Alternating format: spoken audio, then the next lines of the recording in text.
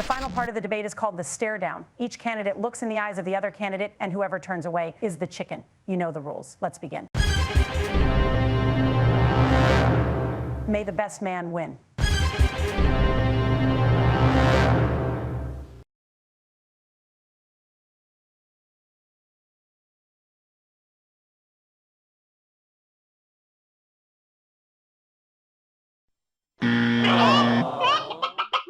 Wow. Why did you give up so easily, Governor? Are you admitting that you are, in fact, a chicken shit? You know, I come from a middle-class home.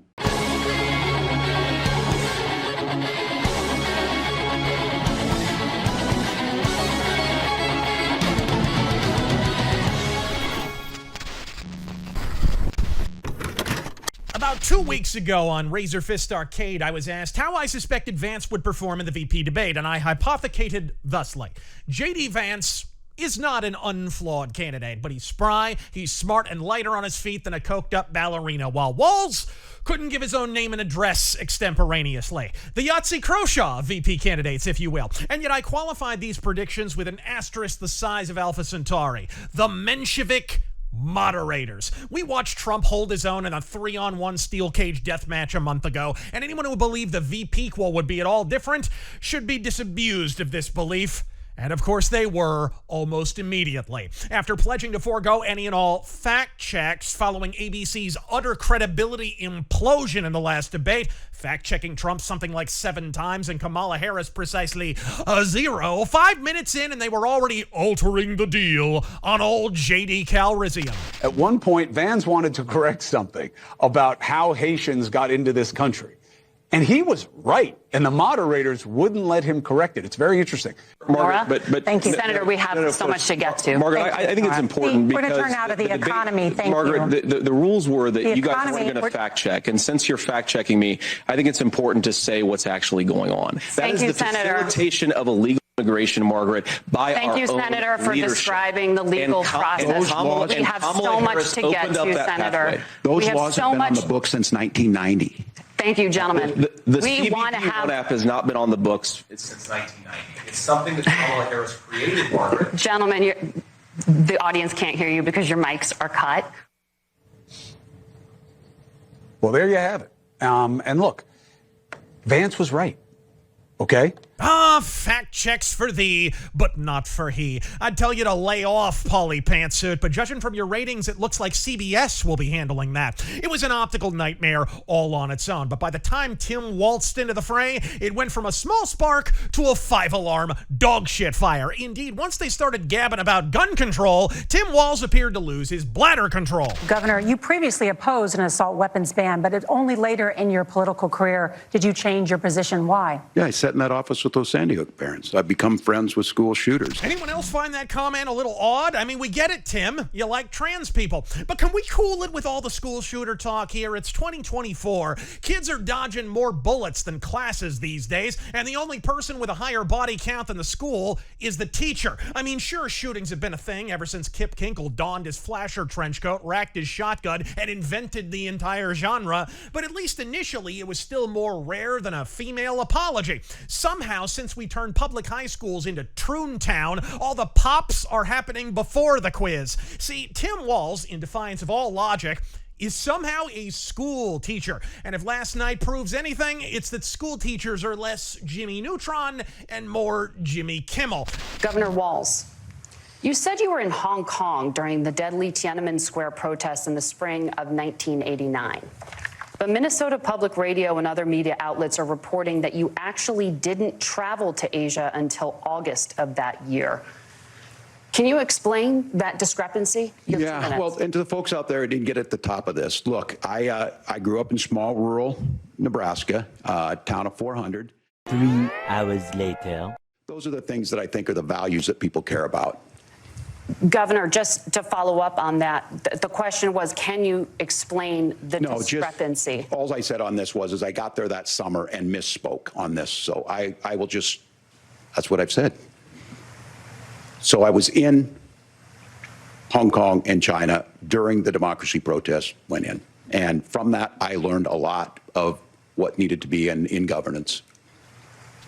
As Norm once helpfully pointed out, teachers are not heroes, nor are they super geniuses, folks. They just happen to have a book with all the answers in it. You know, like Kamala in the last debate. Predictably, Walz had negative interest on immigration. I suppose he would, given that you see tighter security on a rooftop in Butler, Pennsylvania, which is an apropos comparison, really. We have a border patrol who spend most of their time patrolling the perimeter of a ring-ding box, and a Secret Service who spend most of their time indoors secretly servicing each other when the gunfire starts. He lied and claimed Kamala cracked down on the border when in actuality, she ordered the Texas razor wire fencing dismantled before rolling video cameras, which I guess gives it something in common with Tim Walz. On every issue from Israel to Iran, tariffs to abortion, Walz was utterly out of his thimble depth. Then again, it's tough to talk about abortion when your debate performance happens to be one. By the time J.D. Vance found the hard camera and single-handedly created the "oh, come on now" meme of the month, Walz was already dead, buried, and voting Democrat.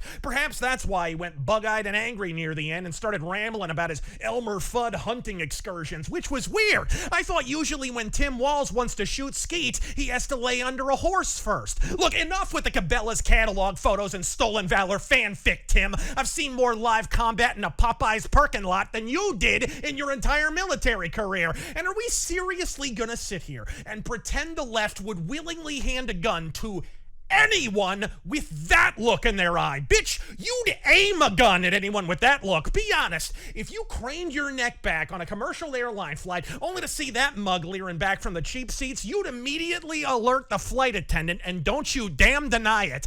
Between Biden's perma-squint, Pelosi's soul-bereft fish face, and whatever the world-devouring hell Tim Walz's eye bag surgery is supposed to be, are Democrats in some tacit competition for biggest botch job in the history of plastic surgery? I can't conceive of a scenario where some old man jowls, crow's feet, and forehead wrinkles are worse than looking like you just drank from the wrong grail. And I'm not just on a jag here either. Cankles and Cackles introduced the idea of their opposition being, and I quote, weird. I got to tell you, pointing out just an observation of mine that I made. I just have to say it. You know it, you feel it. These guys are creepy, and yes, just weird as hell. That's what you see. That's what you see. And I got to tell you, I can't wait to debate the guy.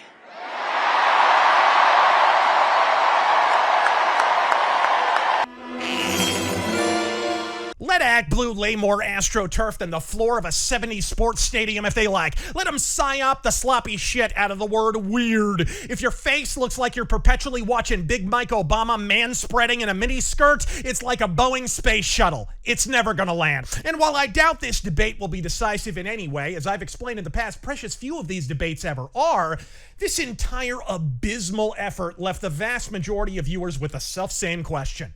Why Walz? And I understand the operative logic there. With a cackling California commie atop the ticket, wouldn't you want a disarming moderate to take the edge off the omnipresent authoritarianism? Recruiting Stalin with a skullet ain't exactly an effort to reach the middle. And in this, I believe the vast majority of election observers are misreading the situation like Biden with a slow-moving teleprompter. Kamala's candidacy ain't about the White House.